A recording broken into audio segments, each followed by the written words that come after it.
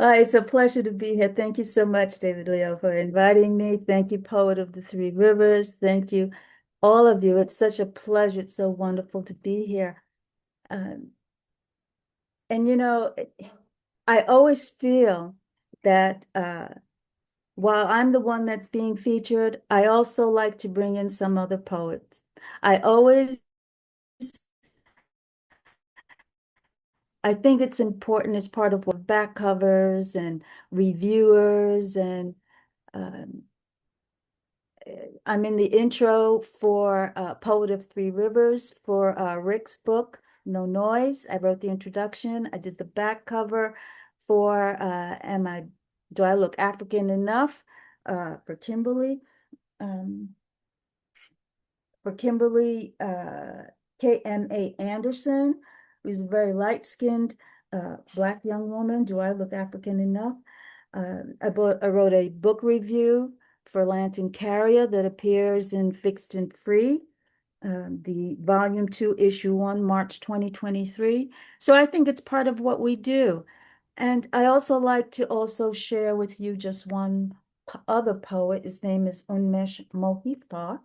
And he wrote a book called Light, Shadow, Life. And I want to read just one poem of his. You are a thought. Nothing can stop you. Nothing can torment you. Nothing can kill you. Wars will be fought, wars or won or lost. You are a thought.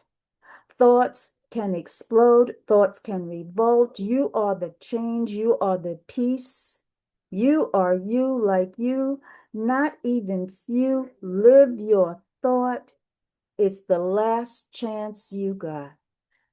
Unmesh Mohikar from his book, Light, Shadow, Life. So we are there for each other. And I think that's the main part. It's part of our job, I believe, as poets. So I'm going to read from an anthology that I am in called American Graveyard. It was published by Marissa Prada, Red and Green Books. Unfortunately, it is still timely. Things have not changed much in this country. It's called Shivers. I'm confined. I feel prejudiced against. I feel used. I feel mislabeled. I am mortified. I feel as if I haven't a voice or a say in some of the actions I am forced to perpetuate. There are those like me who look like me, who feel misjudged. Our voices, our thoughts with spokespersons who never asked us our opinion or side of these issues. Why? Because we're only a tool, an object, color hardened by design. You'll use me and I'll cry. You'll die and I won't cry. Well, maybe selfishly. I am despised, propelled against my will. My targets I hear sigh. I cannot deny how much pain and suffering I inflict. I am sickened that I even exist. I can only move when intended. I rely upon others for everything I do, my grooming, where I go, and who I interface with. My actions are scripted. I have supportive advocates. I am revered and worshiped. I am international. I had humble beginnings, as with most of our shared histories. I can be hoard for trouble and pretend I'm for peace. Sometimes I amuse myself into believing that I keep harmony and provide an equal footing through the violence I am capable of inflicting as a last resort. In full disclosure, however, sometimes I'm the inciter, initiator, the taunter, the elicitor, the darer, the causer, the promoter. Humbled by your need for me, I, as I stated, can only move when attended. I never act alone. I rely upon others for every move I make. I am channeled into a tunnel whose daylight, night light starts with a click, stages into a whistling breeze, then dulls upon impact. An impact I never know ahead of time, slowing me down. An impact I did not choose, an impact I supplemented without choice because I have no say in my use. I conform without a will of my own. To some, I am attractive in my sleek design, upgrades, ability to devastate you. My presence is unforgettable. I leave marks, cause cavernous spaces. I am not heroic silver.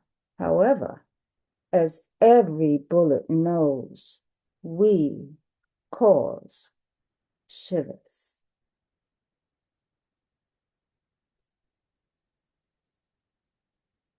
American Graveyard. Publisher, Marissa Prada.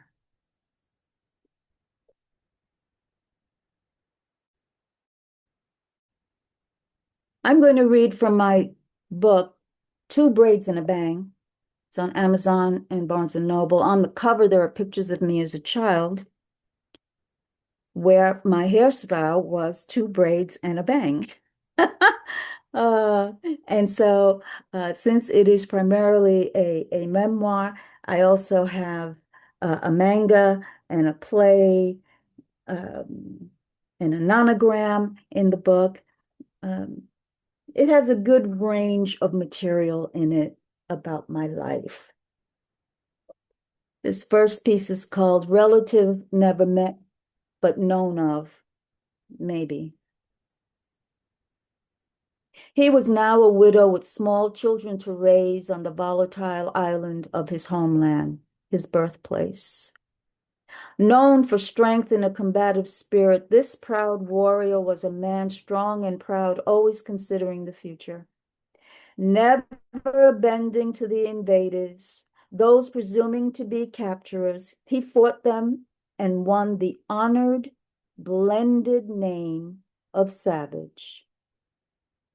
The savages they could not tame, as invaders are fond to recollect in their history books. He provided for his family's freedom, my great-grandfather, never caught, never bending the knee, free always. He learned some from them, not all. He learned their languages, used his own. He learned of their religion, kept his own. Now, upon widowhood, my great-grandfather decides to take his young family to another island, an island warm, rich, hilly, with floral seas, also laden with fish and waves and coral and white sand, to raise his youngsters and memory of their mother, his wife, his love tears, her memories serving as strength, traveling the sea to a new shore. Hopping upon rocky sand, hoping for smooth sailing, he works hard fending for his children, the widower with young children. In this process, he relies upon his eldest daughter, all of 12 years old, the role of new matriarch, the mother tender of her siblings, my grandma. Her youngest charge is only 2, calls her Nenen, as she neither recalls nor needs any other semblance of mothering. Throughout their trials, joys, children, and arguments, both die as old women. Their endearments through years of trials and joys and children and arguments and tears and travel to the American mainland. The Carib Indians' survival strength remained. This blood within me challenged me today, even today, on the Isle of Manhattan. Though born on Manhattan to drown me, but my Carib spirit fights oppressions. I remain free, not a captive of my birthplace. I am treated like an immigrant, looked upon as an immigrant, and face rocky shores and waves of torment. I remain free, not a captive of my birthplace. I am not that kind of captive. I learned their language and studied others. I learned their religion and studied others. I sail on the train, buses, and ferry to surrounding city-owned isles. I am not a savage, yet I still must defend myself from those who try to play the role of present-day captives.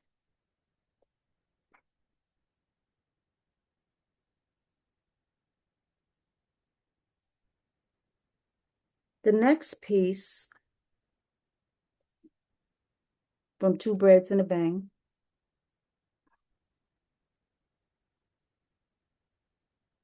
is called To Raccoon with Love.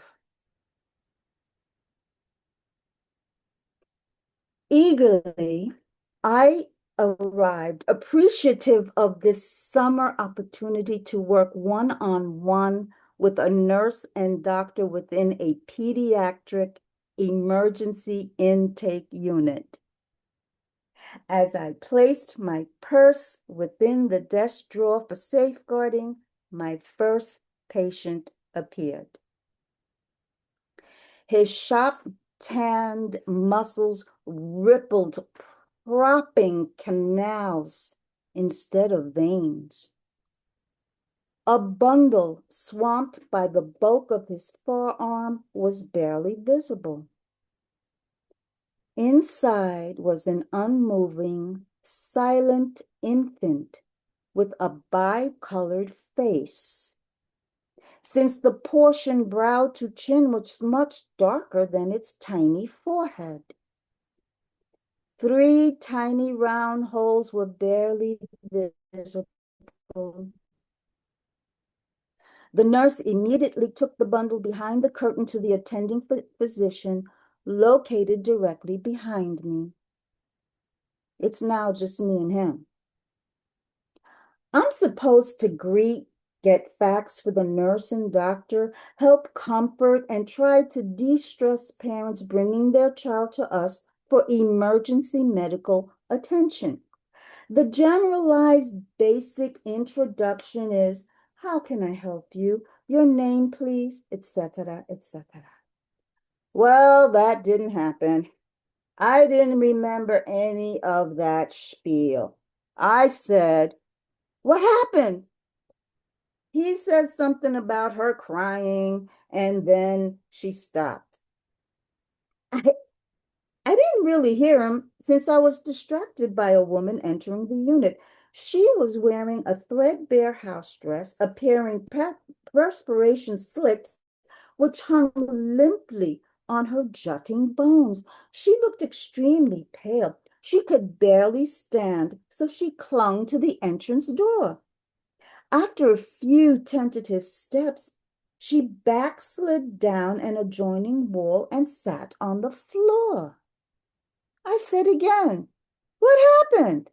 He says, she fell. I said, no, she didn't. His muscles proceeded to delineate themselves into little islands of possible hurt. I didn't stop. Instead, this high school intern, 4 foot something, 90-pound nothing, moi, got up into his hot, sweaty face, and with finger pointing for emphasis said, "You did this, didn't you? And you back there," pointing to the lady on the floor. "Is this your infant? He beat you too, huh?" Her head dropped. Her streaked hair hung like a ringed out string mop. She remained silent. I never knew neck muscles consisted of more than swallow and speak. This man had neck veins that would make a beginner phlebotomist's day. He looked down at me and said, "What are you going to do about it? I'll give you some too." He began to breathe in puffs. Puffing fueled his chiseled features' transformation into granite. We were both witnessing how I was deepening his bronze. Now he's glaring and heavily puffing like he's gaining steam.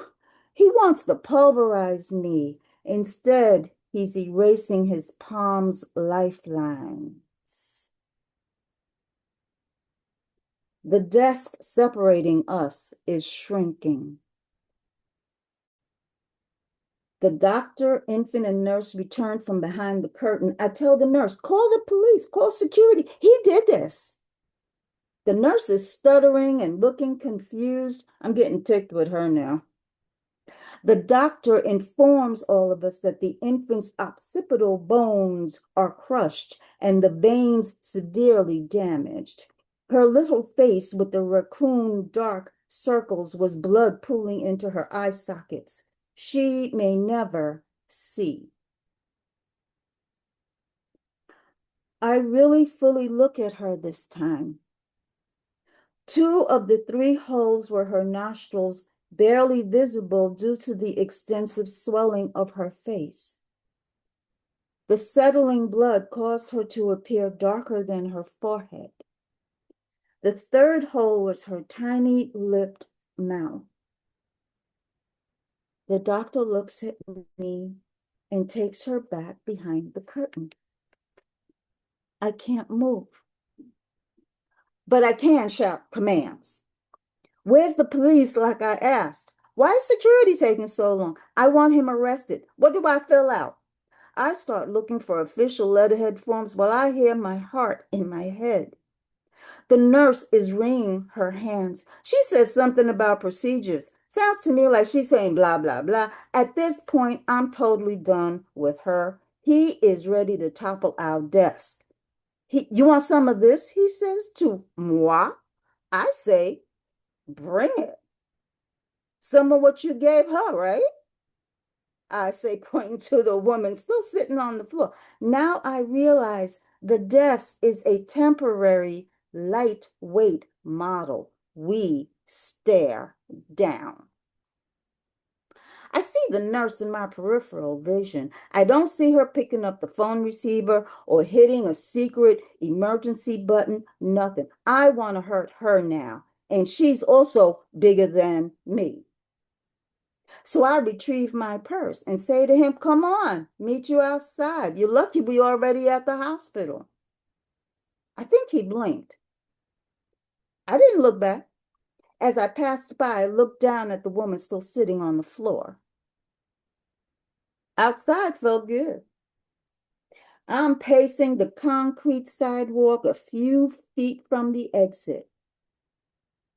While my size 4 penny loafers build my trench, I'm thinking he better not punk out. There's a phone directly across the street where I can still scope the exit and call the woman who got me the job. I tell her what happened.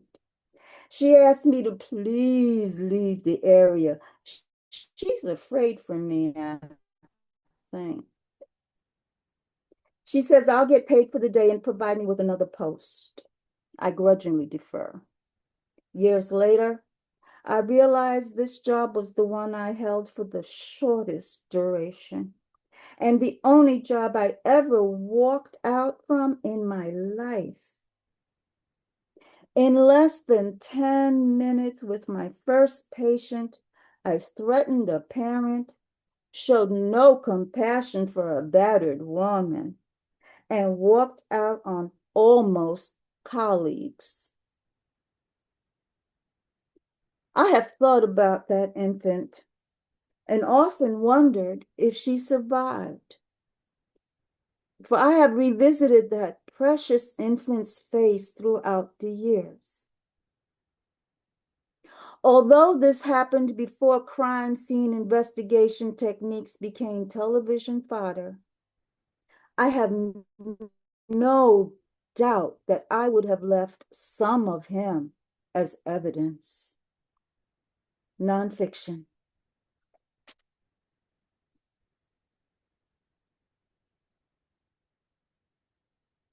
I still see her Bravo. face. I still Bravo. see her face. I still see her face.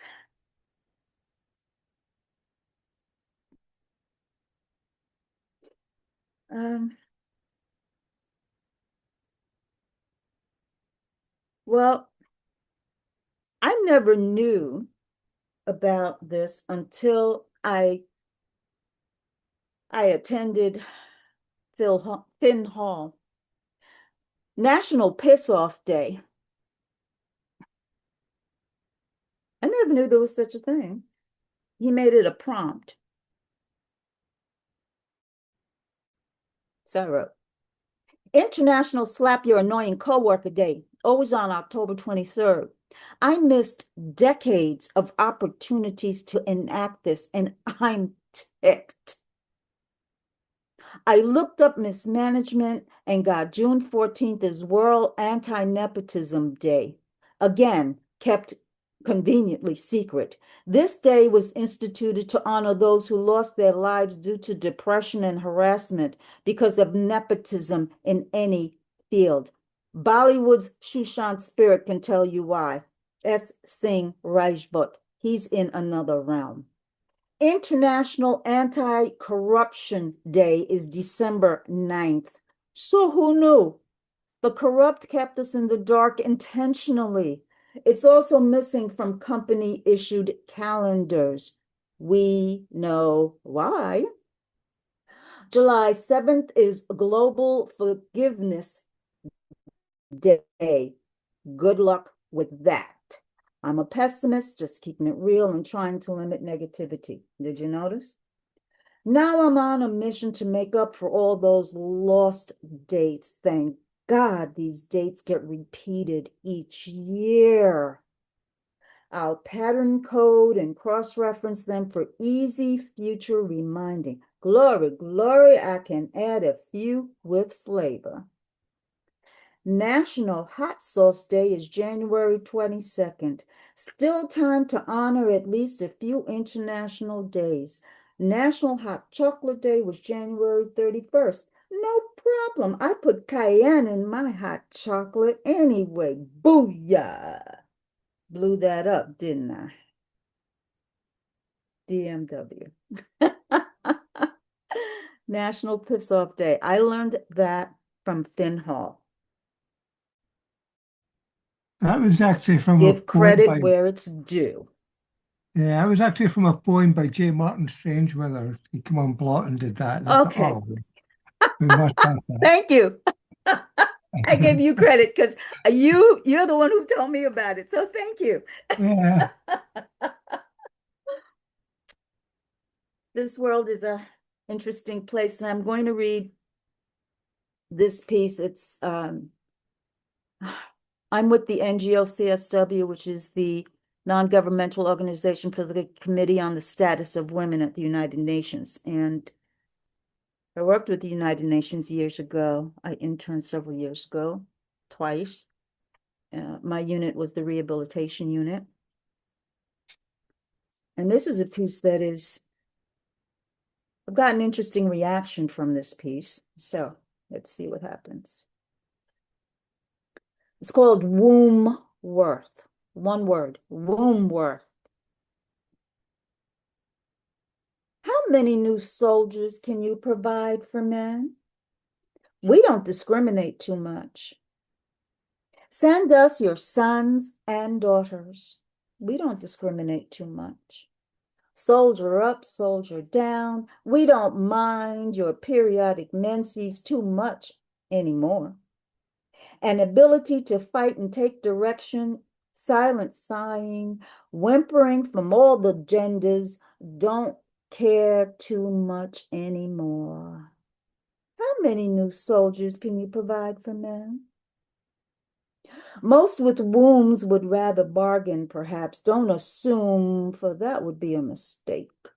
Womb holders can be just as treacherous, eco vampires, sucking their juices from wherever they can. So just remember, and let's get to the point. How many new soldiers can you provide for men? Almost sounds like a choice, right? Tired of what seems like busy work, new patterns of put off and wait some more crafts, listening through their faulty ear, postponing unnatural deaths, you accelerate to help, and all the cookie cutters' wombs can hold just as long as you can birth soldiers provided for men. While you were commerced for your labor, rarely tallied, you have no time to dally. You soldier up, soldier down, fields, canneries, sweatshops, granaries, seashores, every nook and cranny for food sustenance and the wheel of homespun, nameless in labors of both types, basketed, awaiting your loin dropped, expecting to full suckle on your exhausted frame. New soldiers for men. Apparently, some men were not crystallized first in wombs, but raised, forfeiting others their opportunity to rise in equality. Apparently, politics framed some mothers' hips. Determining what's best for her nation's future is the additional labor role, placing both she and her babies at risk. Poking in any fertile field, men don't discriminate, it's the soldiers they need. Muted by the blast, their wives and daughters safely set aside, teaching them to raise only those bred to order and profit somehow in all the ways war benefits are designed. Blast and rebuild, wound and become a hospital guild. War has benefits, mortar, plaster, backroom cast, heat-seeking drones, drop food, medicines, and possibly blaster ceiling caps. The personhood of those who provide the blood and guts of the marginalized, only good enough to strut flags and leave their teeth, return if lucky less a spleen, bury their bone parts in lands where men of war serve. Almost terribly sorry for your loss, but you're still young, bearable, and have ample, nice, full beauty spots. So tell me, how many new soldiers can you provide for men? Gather data, quantify, keep you busy, commune, commute, and smile. Can I sit at the big table yet, please?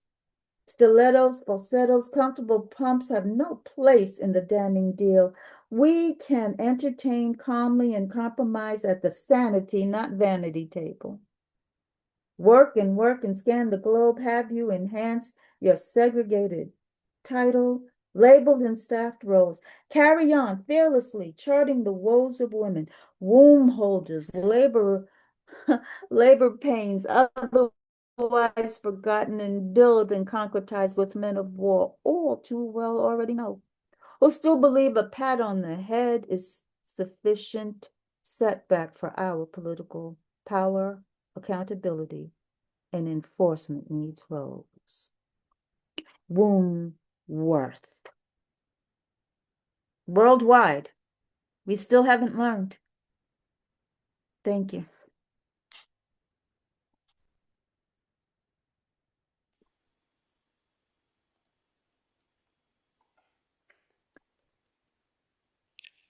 I read my Christmas piece already. That was last week, and it was it was fun to read.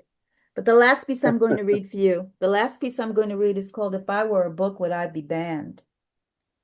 If I were a book, would I be banned? Of course I'd be banned. Not at first, but eventually. I would couch my comments in a lullaby, a swing-a-bye, or Three Blind Rodents, almost any kitty song, because mine enemy isn't bright. Of course, I'd be banned, not at first, but eventually. The audiobook would follow the melody of a collage of favorite American tunes thus far allowed and not yet unsanctioned. Of course, I'd be banned, not at first, but eventually, because I wouldn't sing it. I'd be a masked marked singer, wear gloves, and utilize a voice change attachment so you couldn't tell it's me, even upon my speaking voice. Of course, I'd be banned, not at first, but eventually, because my nom de plume would be divulged by angry someone I trusted who could be bought off with a flight ticket to the, and I don't mean piloted by Ralph via Camden Airlines. Of course, I'd be banned because I'm not going to change. Just the circumstances allowing my free speech taking on another form. Thank you, everyone. Thank you very much. Thank you so much. Wowie, kazowie. One moment here.